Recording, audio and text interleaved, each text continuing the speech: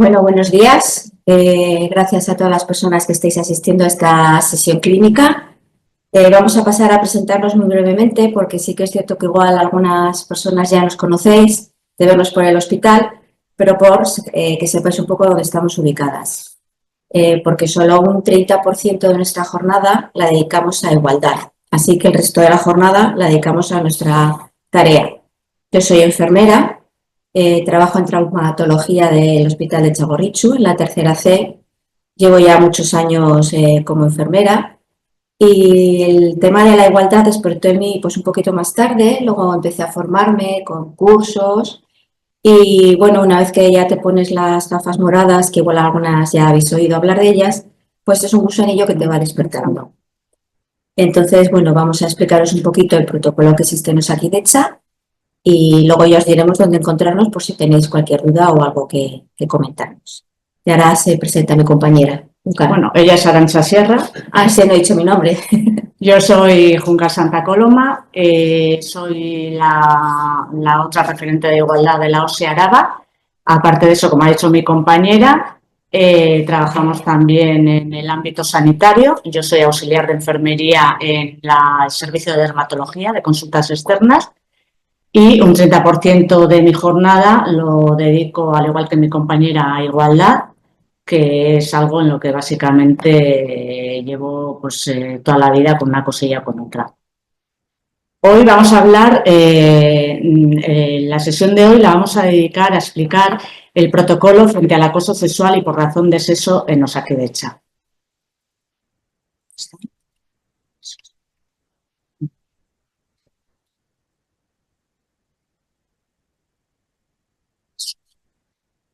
Podemos empezar diciendo que todo trabajo es como un microcosmos. Y lo que ocurre en el ámbito laboral es un reflejo de lo que ocurre en la sociedad. Así pues, en la sociedad se dan casos de conductas sexistas y conductas de acoso sexual y por razón de sexo, en el ámbito laboral también pueden ocurrir. Estas conductas tienen su causa en las relaciones desiguales entre mujeres y hombres y afectan con especial intensidad a las mujeres. Para salvaguardar los derechos de las personas acosadas, Osakidetza ha creado un protocolo para hacer frente a todas las consecuencias que muchas veces traen este tipo de conductas. El protocolo lo que quiere, el objetivo mayor del protocolo es contribuir a un trabajo donde el ambiente sea un ambiente libre de violencia y acoso, donde no sea un ambiente tóxico y donde se crea un clima en un trabajo igualitario y respetuoso. Y a prevenir también, claro, lo que quiere el protocolo es prevenir antes de que ocurran pues, este tipo de situaciones. Para empezar un poco a ponernos en tema, vamos a empezar con ciertas definiciones, vamos a ver un poquito pues lo que son las conductas sexistas, el acoso sexual y el acoso por razón de sexo. Las conductas sexistas se pueden definir, son comportamientos de corte machista molestos y desagradables, a veces tolerados en los usos sociales, pero que son contrarios a los valores de la organización y por lo tanto son rechazables. Muchas veces en este sistema patriarcal en el que vivimos tendemos a normalizar cierto tipo de situaciones que consideramos inocuas pero no lo son.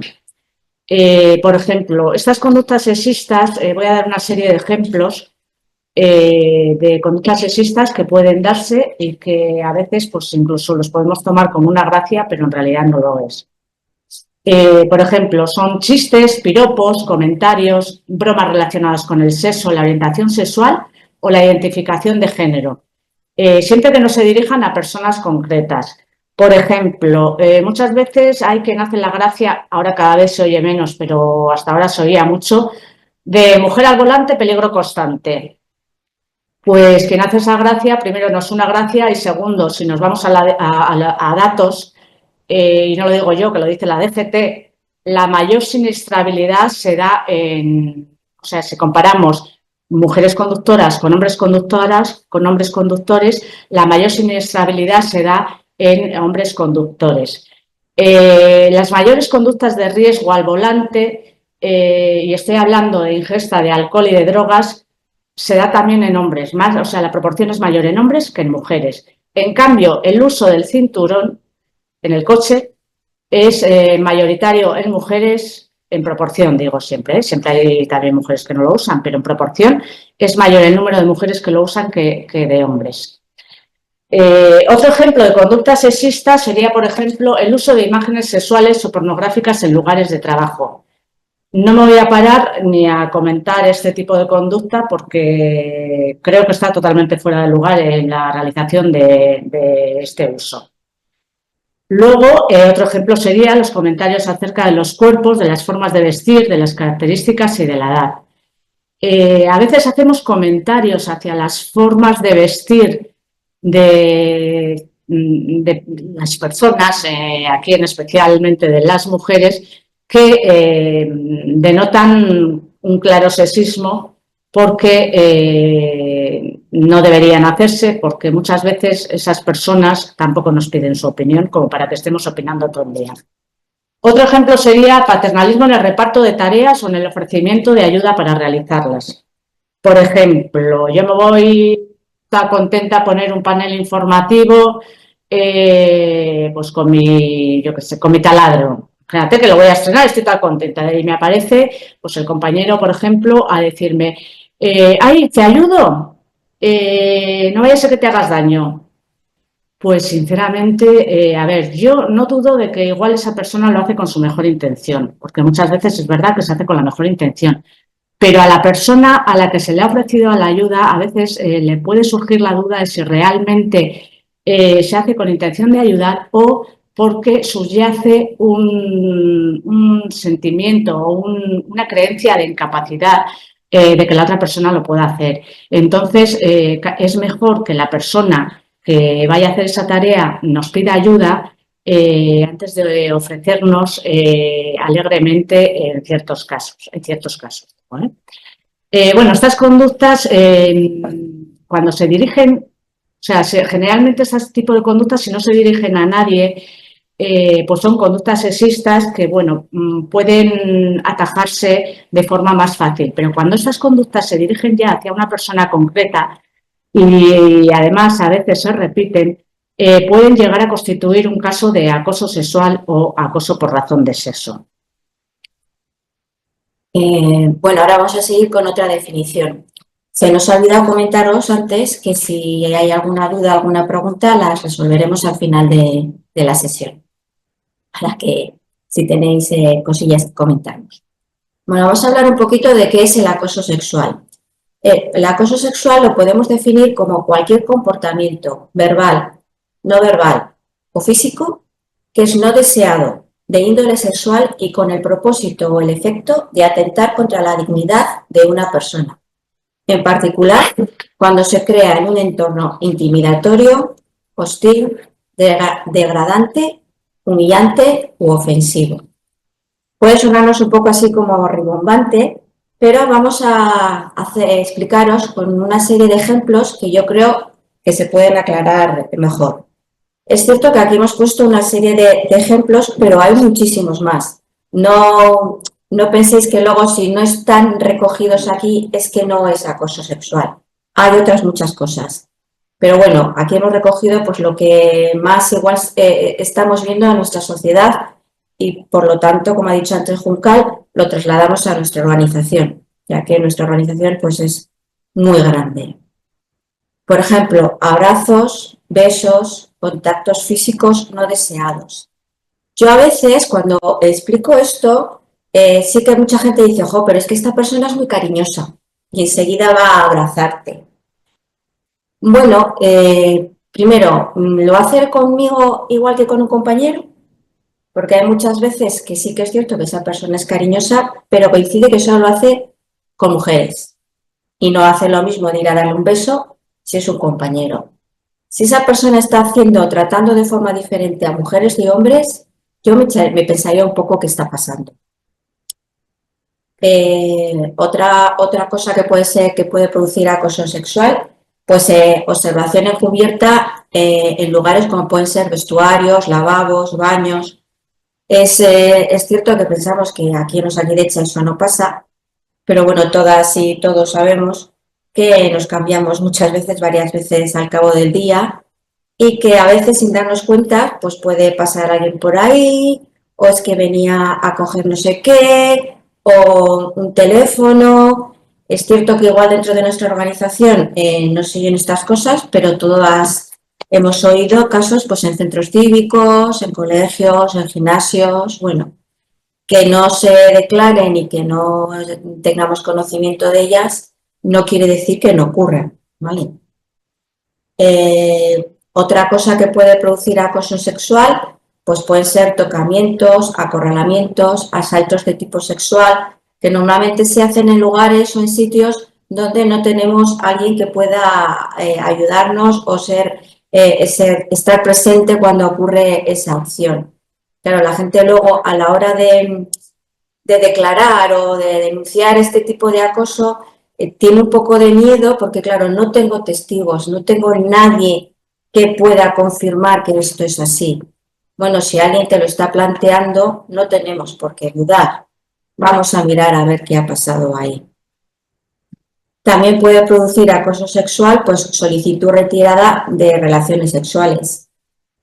Puede ser que en un ámbito laboral o, bueno, pues alguien te pida, bueno, oye, pues quieres salir o quieres que quedemos o me puede apetecer o me puede no apetecer. Te digo que no. Vale, vuelves a los 3 días o vuelves a persona y me lo vuelvo a decir, oye, va, que no. Te estoy diciendo ya varias veces que no, ya vale. Una, ya vale. 2, bueno, pero si te estoy diciendo que no, es que no. Si sigues insistiendo, eso es acoso sexual. Otra cosa que puede producir acoso sexual, por ejemplo, son presiones o chantajes para obtener sexo a cambio de mejoras laborales. Pues no sé, cómo puede ser subir en el escalafón de jefaturas o de ciertos puestos que pueden mejorar tu situación laboral actual. Bueno, pues eso también sería acoso sexual. O preguntas directas sobre aspectos de la vida sexual. Muchas veces esto sí que es llamativo porque a veces cuando ya te empiezas a dar cuenta de que estas cosas son acoso sexual, puedes ver que no tiene por qué ser en tu puesto de trabajo, sino en tu día a día, en tus relaciones normales, como a veces te hacen preguntas relacionadas con tu vida sexual a ti diferentes si eres hombre o eres mujer. Cuando ya te pones un poco a pensar en estas cosas, te das cuenta de muchas cosas que a tu alrededor pasan que no eres conscientes de ella. Y que muchas veces esta gente cuando lo hace o cuando te lo pregunta, es cierto que ellas tampoco son conscientes de que están produciendo un malestar en ti. Entonces, tenemos que ser capaces de decir, oye, mira, esto no te importa, no viene a cuento, no me apetece, ya, ¿no? Entonces, a veces ese miedo o él siempre ha sido así o es que siempre ha hecho estas preguntas nos corta un poco a la hora de nosotras plantar y decir hasta aquí. Tenemos que echar eso adelante y decir no, no pasa nada. Tú dices, mira, no me apetece hablar de esto, a ver si le preguntas lo mismo a Pepe o a quien quiera, ¿no? No, me lo pregunta a mí o se pregunta a mujeres. También puede ser que acoso sexual pues se amenaza con despido o pérdida de derechos para obtener relaciones sexuales. A veces puede pasar, ¿no? Una especie como de coacción, ¿no? Si no vienes o si no esto, pues ese curso al que te querías apuntar, pues no te van a coger. O esta investigación que quieres hacer, pues chica, vas a tener muchas más trabas. Entonces, estas cosas hay que denunciarlas para poder atajarlas. Y otra cosa que también es acoso sexual es difusión de rumores sobre la vida sexual.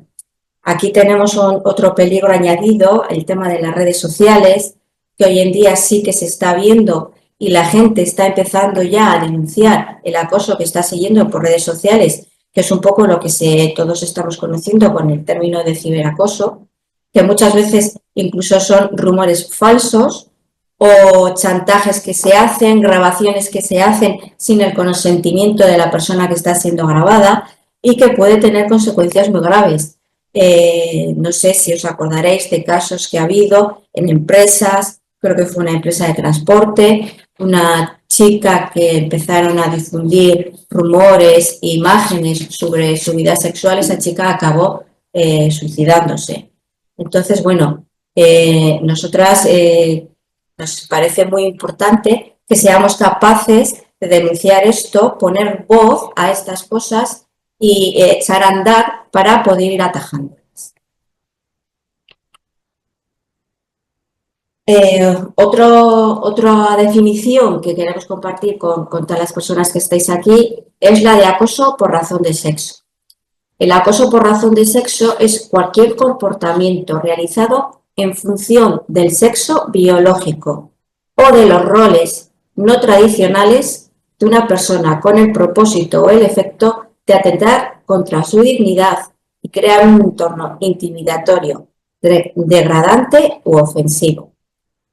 También vamos con los ejemplos, yo creo que es como más fácil se entienden estas cosas. Por ejemplo, asignar funciones que no se corresponden a la categoría de esa persona, darle tareas como de inferior categoría por el sexo que esa persona tiene, ignorar muchas veces las aportaciones que tú haces como mujer solo por ser mujer y si las mismas aportaciones las hace un compañero sí se tienen en cuenta. Usar la superioridad física para amedrentar a la persona, ridiculizar, humillar por razón de sexo o de género. Muchas veces es cierto que hoy en día nosotras en nuestro entorno laboral, pues por ejemplo, porque es un caso que me comentó un compañero, llevar el tema de llevar las uñas pintadas, la mayoría de las personas no la llevamos, pero es cierto que hoy en día tú puedes ver chicos y chicas con las uñas pintadas, ¿no? Pues si es un chico el que lleva las uñas pintadas, el tener que aguantar que fíjate, ese será no sé qué, ese será no sé cuánto, lleva las uñas pintadas, bueno, pues le estás ridiculizando, le estás humillando delante de gente, incluso a espaldas de esa persona. Y no tiene por qué, simplemente nos gusta llevar las uñas pintadas y ya está, ¿no? Otras personas también llevan muy mal que la persona que está por encima de ella sea una mujer y que las órdenes las de una mujer, no sé, una jefa de equipo, una jefa de sección, una supervisora. Simplemente por el hecho de ser mujer se cuestiona más que si es ese nombre.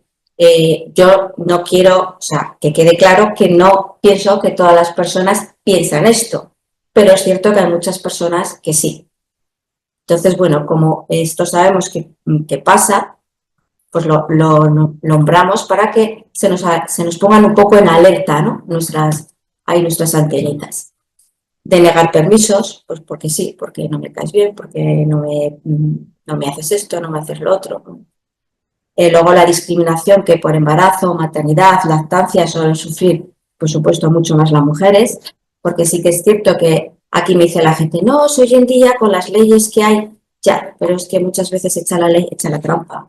Y si en un curso puede haber un cupo de tantas personas, pues mira, chica, es que no te ha tocado, pero no me ha tocado, ¿cómo habéis hecho el sorteo? ¿O por qué? Bueno, pues al azar, ¿no? Y detrás subyace que es porque está embarazada o porque está con la lactancia o, ¿no? O porque a esta persona siempre la pones, yo qué sé, ¿no? Dentro de un quirófano y a otra a pasar plantas, siempre la misma. Bueno, pues igual es que una está lactando y la otra no. Bueno, son cosas que están ahí, que nos parecen normales, pero que habría que pensar un poco por qué pasan, ¿no? Sabotear los trabajos de las personas por el hecho de que esa persona no es como tú, o ponerle trabas a la hora de conseguir medios, ¿no? A la hora de investigar, a la hora de hacer un trabajo, cualquier tipo de cosas. Y luego, pues también dificultar la contratación. Bueno, en el caso de Osakidetza podría ser promocionar una promoción laboral por razón de sexo. Entonces, bueno, cuestionar que por un sexo determinado tú puedes promocionar o no puedes promocionar, pues también sería algo que nos tendría que poner en alerta.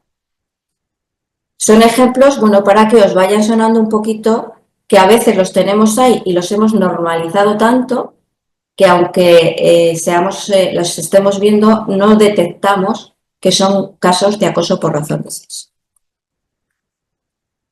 Así, para que tengáis un esquema brevemente de un poco de las diferencias, ¿no?, entre acoso sexual y por razón de sexo, aquí tenéis, ¿no? El acoso sexual tiene una naturaleza sexual. Sin embargo, el acoso por razón de sexo no tiene una naturaleza sexual, es más una naturaleza por razón de ese sexo. En el acoso sexual, el objetivo inmediato es obtener algún tipo de satisfacción sexual y, sin embargo, en el acoso por razón de sexo, lo que queremos es despreciar, es destruir a esa persona porque la consideramos inferior, por lo que sea. En el objetivo final sí que es cierto que coinciden tanto el acoso sexual como el acoso por razón de sexo, y lo que se quiere es manifestar el poder que la persona que acosa está ejerciendo sobre la persona acosada para poder controlarla, para poder manejarla según sus intereses. Y el acoso sexual puede ser una sola conducta, una única conducta, y el acoso por razón de sexo normalmente son conductas que se repiten en el tiempo. En resumen, podemos decir que las conductas sexistas, el acoso sexual y el acoso por razón de sexo, lo que hacen es favorecer la persistencia de estereotipos y roles sociales que perjudican y discriminan a las mujeres. Permiten la persistencia de la relación de poder entre los sexos y favorecen que persista la desigualdad. Esto es así porque la mayoría de las veces las conductas sexistas, el acoso sexual y el acoso por razón de sexo afectan muchísimo más a las mujeres. Esto no quiere decir que la puedan sufrir solo las mujeres, porque, por ejemplo, las conductas sexistas no solo son cosa de hombres. Las conductas sexistas podemos tenerlas nosotras también, porque el sexismo también lo estamos prácticamente viviendo todos los días y hemos nacido con él. Entonces, es normal que muchas veces nosotras también pequemos de eso. Pero sí que es cierto que la mayor parte de las conductas sexistas, del acoso sexual y el acoso por razón de sexo, lo sufrimos las mujeres. Entonces, sí que hay que realizar un tipo de medidas de prevención y de actuación que tienen que ser sobre todo eficaces para combatir este tipo de conductas. Porque este tipo de conductas, como hemos hecho antes, no son inocuas. Este tipo de conductas traen consecuencias. En el ámbito laboral traen consecuencias no solo para la víctima, sino también para la empresa. Pero la peor parte, por supuesto, se lo lleva la persona acosada. Tanto en su salud, le influye tanto en su salud como en su situación laboral. En su salud, la persona acosada, al final, al estar en un ambiente tan tóxico, no va a coger y va a irse a casa después del trabajo y en casa ha desaparecido todo. No, el problema es que todo lo que está sufriendo en el trabajo se lo va a llevar a casa. O sea, esos pensamientos, esa irritabilidad, ese nerviosismo que le causa el ambiente ese tan tóxico, lo va a estar sufriendo minuto a minuto, segundo a segundo. Entonces, las conductas estas que hemos hablado, pues le van a producir irritabilidad y nerviosismo, cambios de ánimo, porque claro, una persona no puede estar igual si está sufriendo continuamente este tipo de conductas. Le va a producir muchísimo cansancio, falta de concentración, va poco a poco a perder la confianza en sí misma, va a tener baja autoestima, le va a causar miedo, le va a dar angustia, depresión, ansiedad, esto, indefensión, desesperación. Esto a su vez va a hacer que duerma mal y le va a causar muchos problemas de sueño, con lo cual va a volver a estar más irritable porque no duerme bien, muy nerviosa. Bueno, y esto ya solo a nivel psicológico, a nivel psíquico, pero esto también le va a influir en su estado físico porque le va a causar dolor de cabeza, problemas gastrointestinales, bueno, y otros tipos de, bueno, muchísimos más problemas que le van a ir surgiendo de pasar día a día este tipo, de sufrir día a día este tipo de situación. Por otro lado, claro, a esta persona también le va a afectar mucho su situación laboral. Daros cuenta que muchas veces, cuántas veces decimos que es que pasamos más horas en el trabajo que en casa. y las interrelaciones que tenemos con compañeros y compañeras pues nos afectan en todas las esferas. Y por supuesto también nos afecta en nuestra situación laboral. ¿Por qué? Porque si sumamos todas las consecuencias físicas y psicológicas que os ha comentado Juncal, lo que tenemos es una disminución del rendimiento laboral de esa persona. ¿Por qué? Porque no está donde tiene que estar, porque está continuamente mirando a ver si la persona que me está acosando viene, entra por la puerta, a ver si entonces no estás centrada en lo que es tu trabajo, en tu día a día. Mi rendimiento va a disminuir. Y lo que voy a procurar muchas veces es, si sé que esa persona va a ir a ese día a trabajar, pues a ver cómo me las apaño para no ir yo. O me busco, yo qué sé, que estoy mal, he llamado porque no me encuentro bien, tengo que llevar al niño o la niña al médico, o me busco cualquier forma de defenderme para no ir, con lo cual ya voy a faltar ese día, por lo menos un rato o lo que sea, a mi puesto de trabajo. ¿Qué pasa? Que toda esa situación lo que va a hacer es, me va a dificultar a la hora de formarme y promocionarme. ¿Por qué? Porque si yo empiezo a faltar al trabajo, se da cuenta de que no estoy a lo que tengo que estar, estoy todos los días que si me duele una cosa, que si me duele otra, me notan nerviosa, me notan... Entonces, ahí a la hora de promocionar no son aspectos positivos a la hora de que me quieran promocionar. Y por supuesto, igual mi interés a la hora de formarme también disminuye, porque estoy preocupada por otra situación que en mi día a día me crea más agobio y más angustia.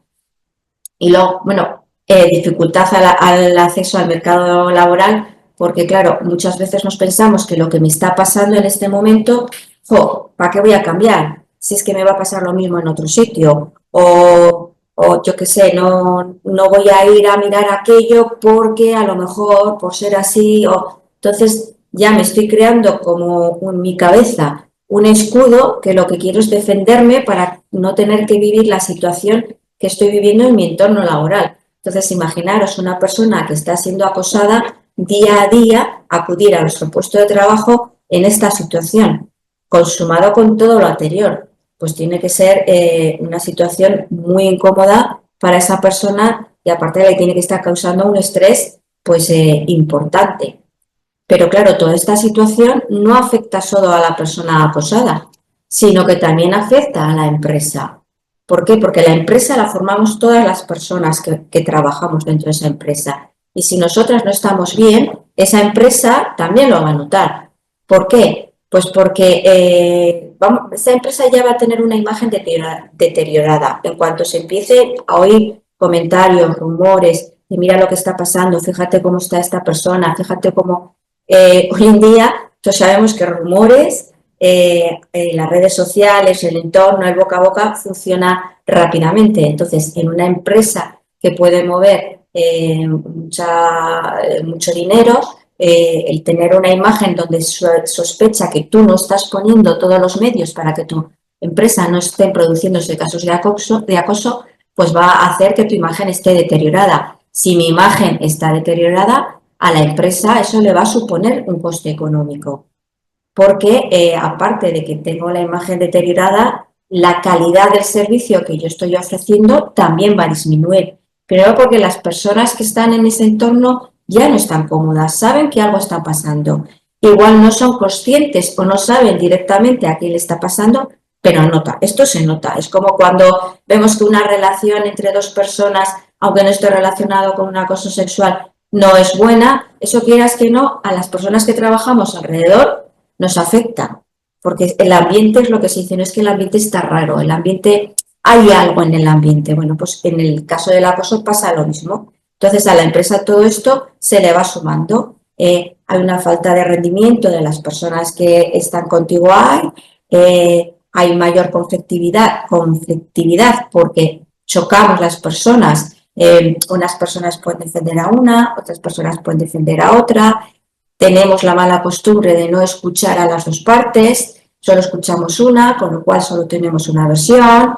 Bueno, pues todo esto lo sumamos además al asentismo que la persona que está siendo acosada puede tener, porque al final pues tiene que acabar cogiéndose una baja pues está haciendo que la empresa incluso llegue a tener pérdida de contratos. Con lo cual, imaginaros todo lo que supone que en una empresa haya un caso de acoso o supuesto caso de acoso y no tengamos las medidas o las herramientas necesarias en esa empresa para poder atajarlo. Por eso existen los protocolos de acoso sexual. Por eso Osakidetza lo ha puesto en marcha, porque Osakidetza no dejamos de ser una empresa donde trabajamos muchas personas. Entonces, bueno, hay que tener en cuenta que no solo afecta a las personas, también a la larga y a la corta, también afecta a la empresa. Y estamos hablando del ámbito laboral, pero afecta a la empresa y, como hemos dicho, que todo ámbito laboral es un reflejo de lo que pasa en la sociedad, esto afecta a la sociedad, o sea, nos está afectando a todas y a todos, porque no deja de ser un problema social que hay que atajar de raíz. Dentro del acoso sexual y el acoso por razón de sexo, también hay una serie de circunstancias que agravan todavía más estas situaciones que ya de por sí son graves. Por ejemplo, sería la superioridad jerárquica. Cuando la persona acosadora es una persona que está en rango superior, en una jerarquía superior, que la persona acosada, que puede influir en sus condiciones o su situación laboral, esto agrava aún más los casos de acoso sexual. Por ejemplo, cuando la persona acosada es vulnerable, cuando hay una vulnerabilidad de la víctima, por ejemplo, hay una discapacidad, ya sea física o psíquica, o incluso exista un estado alterado de la persona acosada, de la víctima, pues esto sería también una circunstancia agravante en dicho caso. Si se produce, por ejemplo, un acoso simultáneo, si la persona acosadora no acosa a una sola persona, sino que acosa a varias, ya estaríamos hablando de que todavía sería más grave. Si se producen amenazas, represalias, coacciones, ya no solo hacia la persona acosada por parte de la persona acosadora, sino que pueden incluso, cuando se esté analizando un caso de acoso, las personas que lo están analizando, que intervienen en el proceso, pueden ser amenazadas o pueden sufrir represalias, incluso testigos a quienes se les haya preguntado pueden sufrir represalias. Esto agravaría todavía mucho más el caso de acoso y sería una circunstancia agravante que haría que el expediente final o la resolución final pues fuese un poco más, todavía más duro de lo que tiene que ser. Si hay una reincidencia, o sea, si no es la primera vez que la persona acosadora está acosando, si ya se han dado más casos, esto nos tiene que encender un poco por los ojos, abrir un poco los ojos y ponernos serio con el tema, serias con el tema e intentar, que no se vuelva a producir. Y luego también otras de las circunstancias agravantes, que si bien el protocolo de Osakidetza no lo recoge como tal, pero a nivel social sí se recoge como circunstancia agravante de los casos de acoso, sería el acoso en grupo, que varias personas acosen que sean varias las personas acosadoras contra una persona acosada. Esto haría todavía más grave todos estos casos de acoso.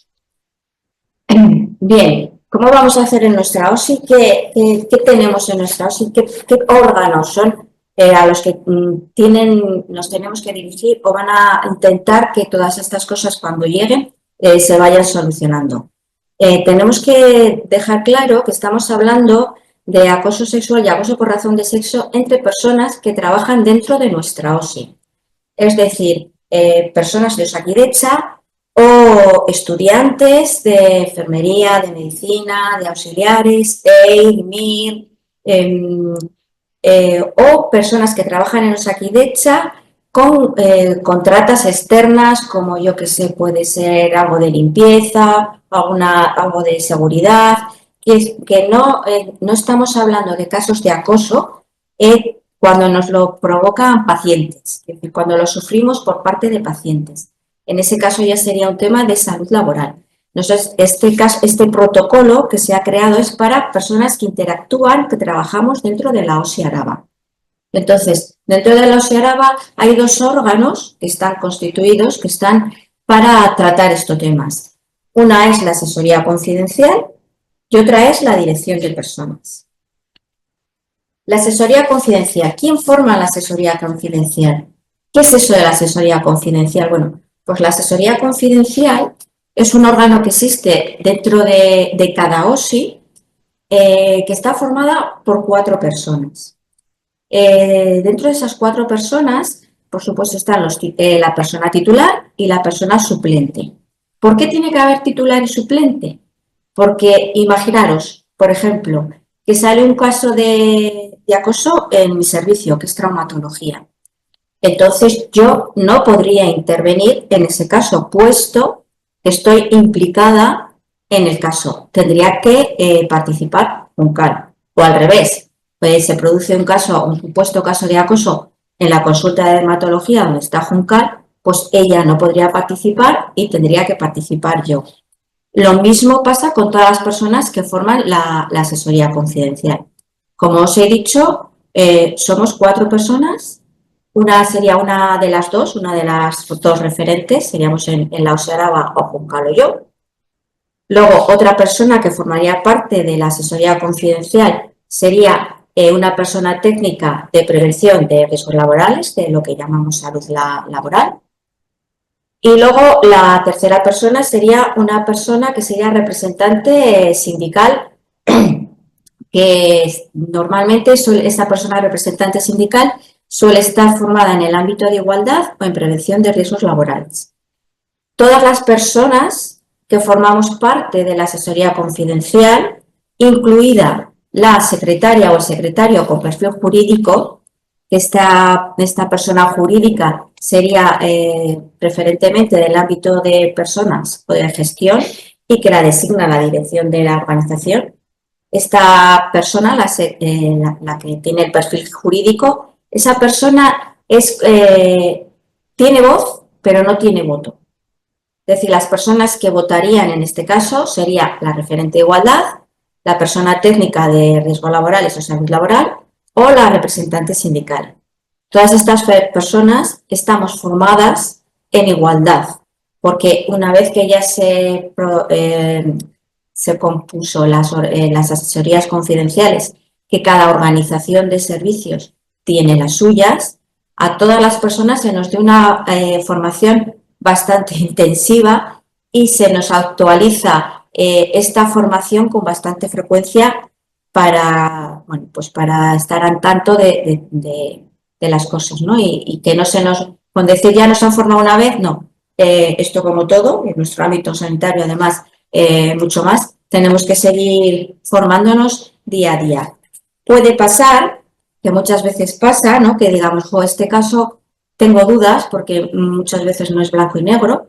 Entonces, hay una asesoría externa con personal experto formados en igualdad, a las que podemos consultarle las dudas que la asesoría confidencial tenga. Entonces, primero se reúne la asesoría confidencial cuando llega una supuesta queja o denuncia, luego ya os explicaremos cómo nos podéis hacer llegar este tipo de cosas.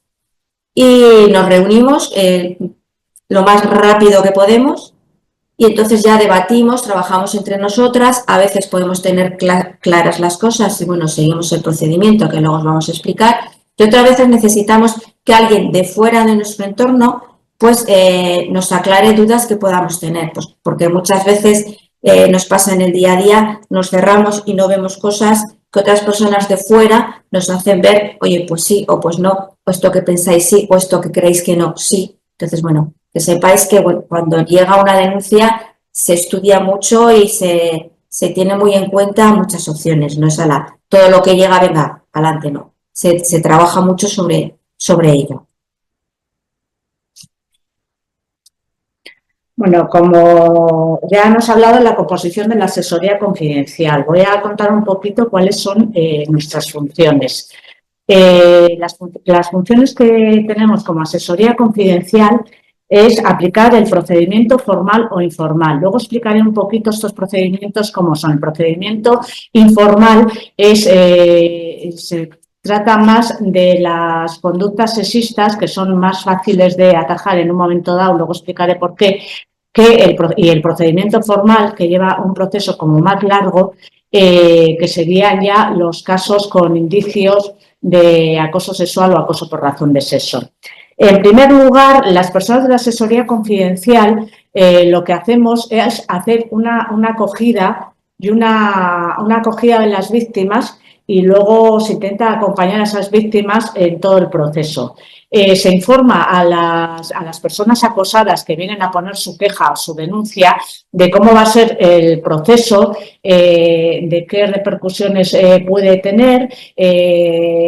Se recibe, se intenta tramitar esa queja que las personas acosadas han puesto. Las personas acosadas, las víctimas, pueden venir siempre acompañadas de quien deseen. Y después de poner esa queja en nuestro conocimiento, hacemos un análisis inicial. Vamos a intentar siempre contar con el visto bueno, por ejemplo, en el caso del procedimiento informal de las conductas sexistas. En el proceso solemos contar con el visto bueno, luego explicaré un poco, de la persona acosada para hacer cierto tipo de mediación si esa persona quiere. En cuanto a los demás casos que se puede decir que son como más graves, nosotros haríamos el análisis inicial, la asesoría confidencial hace el análisis inicial, se hace una especie de informe y luego se hace un seguimiento y una evaluación. Hay que decir que todos estos casos se ponen en conocimiento de la Dirección de Personas. Se dice en un principio que existe un caso, bien de conducta sexista o bien de acoso sexual o acoso por razón de sexo. Aunque el análisis inicial lo hacemos como asesoría confidencial, y el proceso, o en un primer momento, lo vamos a llevar siempre nosotras, nosotras y nosotros, que también hay chicos,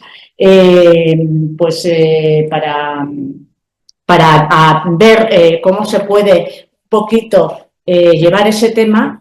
Y luego nada, pues lo contaremos luego con la Dirección de Personas, y hablaremos cómo también. En el procedimiento informal, como hemos dicho, su objetivo es resolver supuestos de conductas sexistas que puedan ser, estas conductas suelen poder resolverse de manera más ágil, porque lo que hay que evitar siempre es que no lleguen a convertirse en situaciones de acoso sexual o acoso por razón de sexo. En este procedimiento informal, a veces cuando la persona que ha puesto en conocimiento eso, si por ejemplo esa conducta sexista ha sido referida a ella, a esa persona en concreto, se le suele preguntar para ver si está conforme en hacer una especie de mediación y hablar con la persona que ha realizado ese tipo de conducta para poder hacerle ver a esa persona que la manera de comportarse no ha sido la adecuada.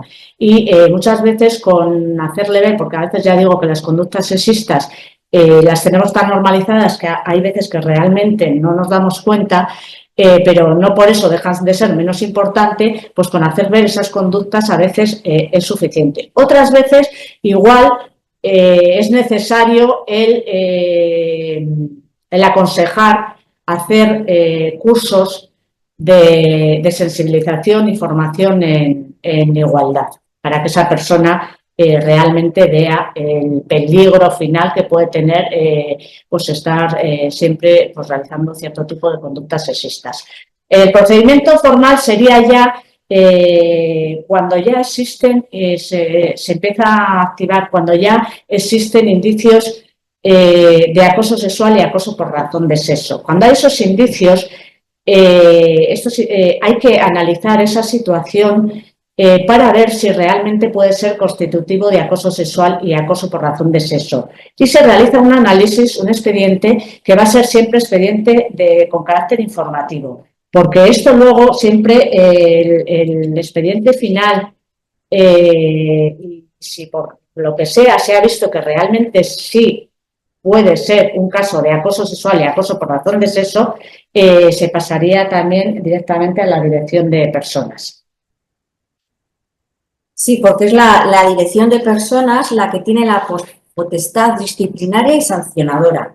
Es decir, el caso se estudia dentro de la asesoría confidencial y con la resolución que tomen las personas que en ese momento están trabajando en la asesoría confidencial, se pasa toda la información a la dirección de personas. ¿Qué se ha ido en la de la dirección de personas? Dependiendo del caso, imagino que consultándolo con el personal jurídico que tiene la dirección de personas, pues tome la decisión de qué sanción o de qué forma se sanciona a esa persona. La asesoría confidencial no es la que va a poner la sanción, es la dirección de personas la que lo hace.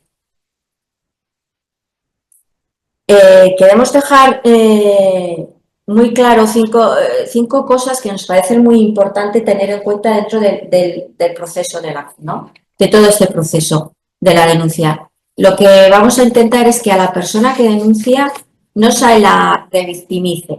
¿Por qué? Porque muchas veces vienen donde nosotras. Bueno, primero escriben la denuncia o nos llaman, luego quedamos con ellas, luego nos lo cuentan, luego tienen que ir no sé dónde, lo vuelven a contar. Luego es que si la asesoría experta, o sea, a veces tiene que contar lo mismo 5 o 6 veces. Como comprenderéis, la persona a la tercera dice, mira que os den. Es como cuando digo yo, ¿no? Muchas veces que oyes a las personas, es que voy al médico, donde la médica, y otro distinto, y tengo que volver a empezar a contarle todo. Pues al final nos cansamos. Y lo que hacen es que esas personas abandonen la denuncia y digan, mira, ya no quiero seguir. Para ello lo que hacemos es recoger todo muy bien para intentar que esa persona pues no tenga que volver a contar lo mismo muchas veces, sino intentar que sean las menos posibles, 1 o 2, para que no se canse y ya por aburrimiento acaben dejándolo.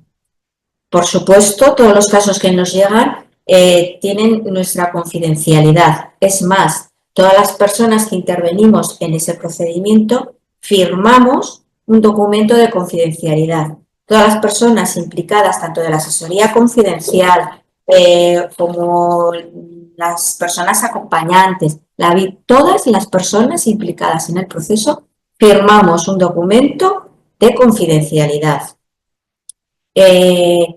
Por supuesto, no va a haber ni represalias ni ningún tipo de trato discriminatorio. La gente que quiere denunciar algún tipo de conducta, que esté tranquila, nadie va a tomar ninguna represalia independientemente del resultado final que tenga ese proceso. La asesoría confidencial es un órgano de una total imparcialidad. Por eso lo formamos 4 personas, de las cuales 3 votan y la otra lo que hace es, bueno, pues como es un perfil jurídico, ¿no? Pues también asesorar, es la que toman acta de todo, registra todo, entonces todo eso nos garantiza que sea un proceso imparcial. Y ¿quién puede denunciar, no? ¿Solo la persona acosada? Pues no. Ahora os vamos a explicar qué personas pueden poner en marcha una denuncia. Bueno, las personas que pueden poner en marcha la denuncia, por supuesto, la persona acosada, que es la que puede ir, ya luego os diremos las diferentes formas en que pueden ponerse en contacto con nosotras o denunciar un caso de acoso. Puede ser también una persona representante legal de la persona acosada. Puede ser otras personas que por lo que sea hayan sido testigos o hayan tenido conocimiento de las conductas sexistas o de acoso sexual y por razón de sexo, siempre y cuando la persona acosada sea profesional de Osakidetza. Estudiantes en prácticas también pueden poner denuncias, y el personal de las empresas externas que prestan servicios en Osakidetza también pueden tramitar, o sea, poner en nuestro conocimiento cualquier queja o denuncia. Y, por supuesto, la representación de las personas trabajadoras, las personas de los sindicatos. Si alguna persona de su sindicato acude a ellas a preguntar, también, y ellas tienen conocimiento, también podrían ponerlo en nuestro conocimiento para nosotras poder hacer algo al respecto. Tenemos dos formas de poder hacer la denuncia, bien una escrita o verbal. Os las vamos a explicar muy brevemente porque luego ya os vamos a decir dónde buscar en la intranet dónde tenéis toda esta información. En la intranet, que luego os vamos a explicar dónde llegar, está el formulario de la denuncia. Entonces, podéis rellenar esa denuncia. Esa denuncia que rellenáis la metéis dentro de un sobre donde ponéis asesoría confidencial, en nuestro caso sería de la OSI Araba, o sea, ponéis asesoría confidencial OSI Araba, y luego ese sobre, que lo habéis marcado como confidencial, puesto con rotulador o lo que queréis, lo metéis dentro de otro sobre más grande y ponéis dirección de personas de la OSI Araba. Entonces, ese sobre llega a la dirección de personas. La dirección de personas lo abre y ve que pone asesoría confidencial de la OSI Araba. Ese sobre es el que nos llegaría a la asesoría confidencial. El primer sobre que habéis metido con la denuncia no lo abriría nadie más que la asesoría confidencial.